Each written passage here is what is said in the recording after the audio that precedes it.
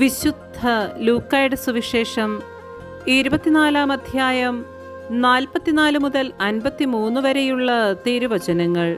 യേശു ശിഷ്യഗണത്തിന് പ്രത്യക്ഷനാകുന്നു. അവൻ അവരോട് പറഞ്ഞു, മോശയുടെ നിയമത്തിലും പ്രവാചകന്മാരിലും സങ്കീർത്തനങ്ങളിലും എന്നെക്കുറിച്ച് എഴുതപ്പെട്ടിരിക്കുന്നതെല്ലാം പൂർത്തിയാകേണ്ടിയിരിക്കുന്നുവെന്ന് ഞാൻ നിങ്ങളോട് കൂടെ ആയിരുന്നപ്പോൾ പറഞ്ഞിട്ടുണ്ടല്ലോ. വിശുദ്ധ ലിഖിതങ്ങൾ ഗ്രഹിക്കാൻ തക്കവിധം അവരുടെ മനസ്സ് അവൻ തുറന്നു. അവൻ പറഞ്ഞു, ഇങ്ങനെ എഴുതപ്പെട്ടിരിക്കുന്നു: ക്രിസ്തു സഹിക്കുകയും 3-ാം ദിവസം മരിച്ചവരിൽ നിന്ന് ഉയർത്തെഴുന്നേൽക്കുകയും ചെയ്യണം. പാപമോചനത്തിനുള്ള അനുതാപം അവന്റെ നാമത്തിൽ ജെറൂസലേമിൽ ആരംഭിച്ച് എല്ലാ ജനതകളോടും പ്രഘോഷിക്കപ്പെടേണ്ടിയിരിക്കുന്നു. നിങ്ങളിവയ്ക്ക് സാക്ഷികളാണ്.